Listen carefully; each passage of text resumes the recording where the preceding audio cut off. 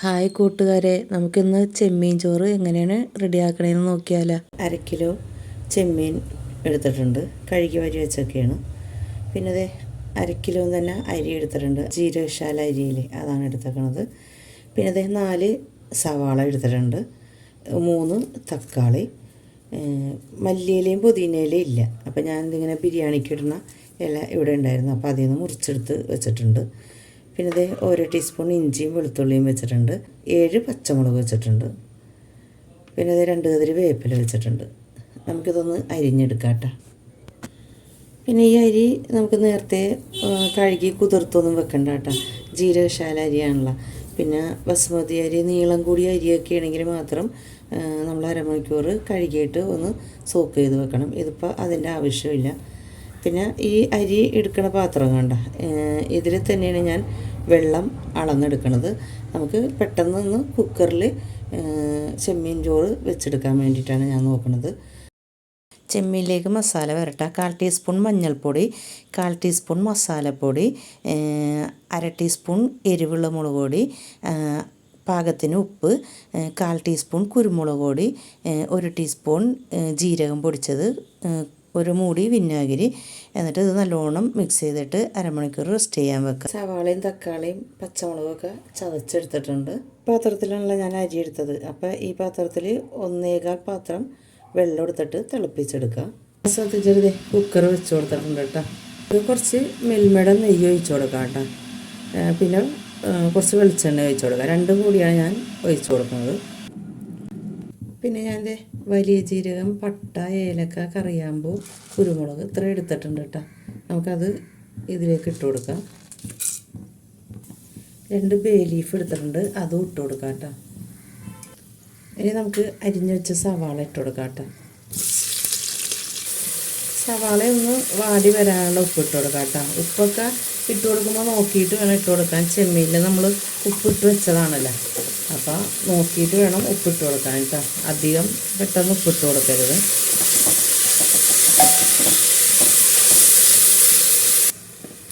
നമുക്കിനി ഇതിലേക്ക് ഈ പച്ചമുളക് ചതച്ചതും ഇഞ്ചിയും വെളുത്തുള്ളിയും ഇട്ട് കൊടുക്കാം കേട്ടോ. നല്ലോണം ഒന്ന് മിക്സ് ചെയ്ത് കൊടുക്കാം. ഇനി നമുക്ക് തക്കാളി ഇട്ട് കൊടുക്കാം കേട്ടോ. നല്ലോണം മിക്സ് ചെയ്ത് കൊടുത്തിട്ടുണ്ട്. ഇനി തക്കാളി ഒന്ന് വാടി വരട്ടെ, നമുക്കൊന്ന് മൂടി വെക്കാം കേട്ടോ. ഇത് തക്കാളിയൊക്കെ നല്ലോണം വെന്തുടഞ്ഞിട്ടുണ്ട് കേട്ടോ. നമുക്കിതിലേക്ക് പൊടികൾ ഇട്ട് കൊടുക്കാം. 1.5 ടേബിൾ സ്പൂൺ മല്ലിപ്പൊടി, 1/4 ടീസ്പൂൺ മുളക് പൊടി കേട്ടോ. 1/2 ടീസ്പൂൺ മുളക് പൊടി ചെമ്മീനിൽ പുരട്ടി വെച്ചതാണല്ലോ, അപ്പോൾ നമ്മൾ എരിവുള്ള മുളക് പൊടിയാണ് ഇട്ട് കൊടുക്കണം. അപ്പോൾ ഈ ഒരു 1/4 ടീസ്പൂണും കൂടി മതി. പിന്നെ നമ്മൾ പച്ചമുളക് ഇട്ടിട്ടുണ്ടല്ലോ, 1 ടേബിൾ സ്പൂൺ മസാലപ്പൊടി, മഞ്ഞൾപ്പൊടി 1/2 ടീസ്പൂൺ. ഇതിൻ്റെയൊക്കെ പച്ചമണം മാറുന്നവരെ വഴറ്റി കൊടുക്കാം കേട്ടോ. കുറച്ച് വേപ്പില ഇട്ട് കൊടുക്കാം.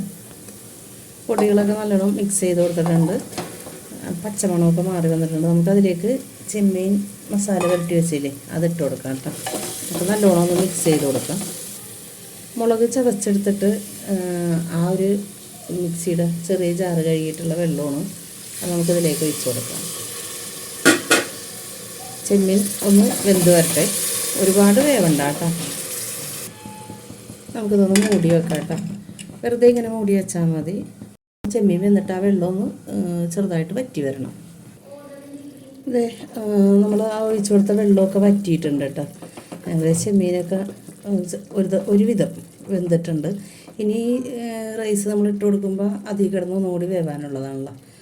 അപ്പോൾ അതുകൊണ്ട് നമുക്കിപ്പോൾ ഇനി വെള്ളം ഒഴിച്ചു കൊടുക്കാം.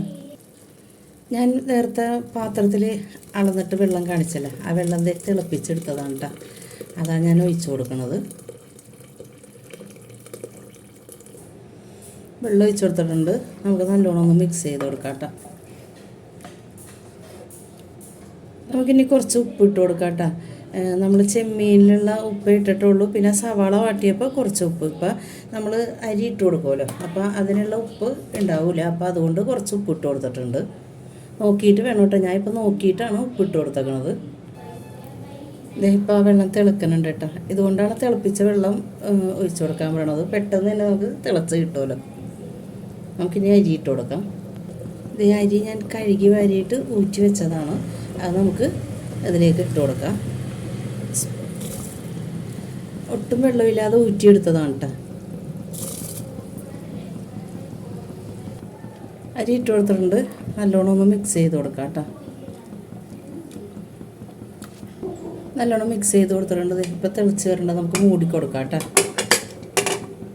ഞാൻ അതേ മൂടി വെച്ചിട്ടുണ്ട് കേട്ടോ. ഒരു വിസിൽ വന്നു കഴിഞ്ഞാൽ അപ്പം തന്നെ ഗ്യാസ് ഓഫ് ചെയ്യണം കേട്ടോ.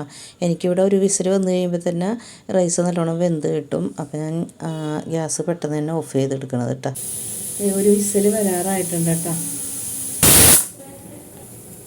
ഞാൻ ഗ്യാസ് ഓഫ് ചെയ്യണം. ഒന്ന് കുറച്ച് ഒരു 3 പ്രാവശ്യം എയർ കളഞ്ഞെടുക്കാം. ഞാനതിപ്പോൾ കുറച്ച് എയർ കളഞ്ഞ് വെച്ചിട്ടുണ്ട് കേട്ടോ. ഇനി ഇതിങ്ങനെ തന്നെ ഇരിക്കട്ടെ. നമുക്കിതൊന്ന് തുറക്കാം കേട്ടോ. റൈസ് കണ്ട ഒന്നും ഒട്ടിപ്പിടിച്ചിട്ടൊന്നുമില്ല കേട്ടോ, വിട്ടിരിക്കുകയാണ്. നമുക്ക് നല്ലോണം ഒന്ന് മിക്സ് ചെയ്ത് കൊടുക്കാം. നല്ലോണം ഇളക്കി എടുത്തിട്ടുണ്ട് കേട്ടോ. അപ്പോൾ ഈ ഇല ഞാൻ ഇട്ടിട്ടുണ്ടായിരുന്നില്ല. 2 തണ്ട് വേപ്പില ഞാൻ ഇട്ടിട്ടുണ്ടായുള്ളൂ. ഇപ്പം ഞാൻ ഈ ഇലയും കൂടി ഇട്ടിട്ട് നല്ലോണം മിക്സ് ചെയ്ത് കൊടുത്തിട്ട് നമുക്ക് മൂടി വെക്കാം കേട്ടോ. 2 മിനിറ്റ് മൂടി വെച്ചാൽ മതി. അത് നല്ലോണം മിക്സ് ചെയ്ത് കൊടുത്തിട്ടുണ്ട് കേട്ടോ. നമുക്കിതിങ്ങനെ ഒരു 2 മിനിറ്റ് നമുക്കിങ്ങനെ വെച്ച് കൊടുക്കാം. ഇപ്പം ആ ഇല ഇട്ടുകൊണ്ടാണ് ഇങ്ങനെ മൂടി വെക്കണം കേട്ടോ. നമുക്കിത് തുറന്നിട്ട് ഒന്നും കൂടി മിക്സ് ചെയ്ത് കൊടുക്കാം.